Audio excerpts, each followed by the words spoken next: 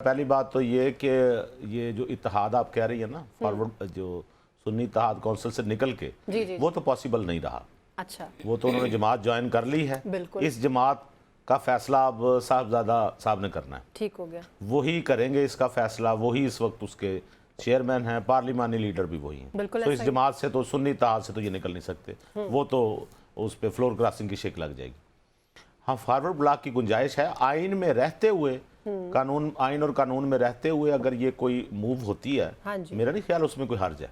उसकी वजह यह है कि आज जो शोर मचाया जा रहा है और बताया जा रहा है कि यार ये जो देखे ना अवाम फिर कबूल नहीं करते, फिर अवाम यूं करते हैं, फिर तो ये सारी चीज़ें उस वक्त भी सोचनी चाहिए थी जब जहांगीर तरीन साहब के जहाज़ भर भर के आ रहे थे और हमें एक लाइन सुनने को मिल रही थी कि कप्तान ने एक और विकेट गिरा दी। बिल्कुल। ठीक है, तो जो चीज़ उस वक्त ठीक थी वो आज कैसे गलत हो गई, या जो आज गलत है वो उस वक्त कैसे ठीक हो गई। सही। नंबर एक, पीटीआई में इंतशार का अमल, मैं मुत्तफिक हूँ इनसे, अबू बकर साहब से, ये आगे जाके एक तकरीब का बायस बनेगा।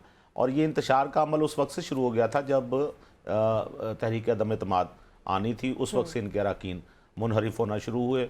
इवन उन्होंने परवेज़ खटक साहब ने अपनी पार्टी बना ली, फिर और लोग निकल गए। प्रॉब्लम ये हुआ कि इनके पास जो पीटीआई ने जो प्लान सोचा था वकला को इलेक्शन लड़वाने का, जी जी। बदकिस्मती से वकला के अपने भी आपस में बहुत से ग्रुप हैं। हाँ जी। क्या वजह है कि बैरिस्टर गौहर साहब से नहीं बन पा रही, जी। क्या वजह है कि लतीफ़ खोसा साहब से नहीं बन पा रही, बिल्कुल। शेर अफजल मरवत साहब से नहीं बन पा रही। हर एक की ये कोशिश है। देखिए, चेयरमैन अगर अलामती तौर पे आप कह लें तो मैं तो अलामती तौर पे ही कहूँगा बैरिस्टर गौहर साहब हैं, हाँ जी। लेकिन अमली तौर पे तो चेयरमैन वही हैं, बानी पीटीआई। बिल्कुल। अच्छा, उनकी तरफ से कोई बयान आ नहीं रहा। अगर उनकी तरफ से आता भी है तो जैसे अबू बकर साहब ने कहा, उसकी तस्दीक कैसे की जाए। बिल्कुल ऐसे ही। एक बंदा कहता है कि मुझसे उन्होंने ये कहा, दूसरा कहता है मुझसे उन्होंने ये कहा है, तो तस्दीक कौन करेगा। बिल्कुल। अच्छा, इसमें फिर पार्टी के अंदर फिर खानदान में भी ग्रुप बन गए।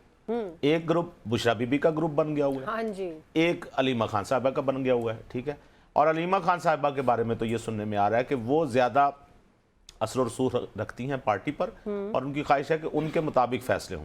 ठीक है। अब देखें ना, हम मरूसी सियासत और इसकी बातें सुनते रहते हैं, यहाँ भी वही हाल हो रहा है बिल्कुल ऐसे कि या कंट्रोल बुशरा बीबी साहबा के पास था या उनके अलीमा साहबा के पास आ रहा है कंट्रोल। और अब इन हालात में अगर कोई फॉरवर्ड ग्रुप बनता है, जी जी। तो देखें ना, अगर पीटीआई के इख्तियार में हो तो क्या वो सेंटर में ग्रुप ना बनाए, फॉरवर्ड ग्रुप ना बनाए। अगर उनके इख्तियार में हो कि नून लीग में कोई ग्रुप बन सकता है, ठीक है, तो इसी तरह दूसरे भी नकब लगाने की कोशिश करेंगे। आपकी दीवारें अगर मजबूत हैं तो आप ना टूटने दें, नहीं टूटेगा कुछ। लेकिन अगर दीवारें कमज़ोर हैं, बुनियाद कमज़ोर है, और उस बुनियाद पर आप दूसरों को इल्ज़ाम देंगे इन्होंने क्यों हमारी दीवार गिराई, तो इस सिलसिले में गुजारिश है कि अपनी दीवारें मजबूत रखें, अपनी बुनियादें मजबूत रखें। अगर आपकी बुनियादें मजबूत नहीं होंगी तो दूसरे उसमें नकब लगाएंगे और कामयाब हो गए तो आपको उन्हें इल्ज़ाम देने का कोई हक नहीं होगा।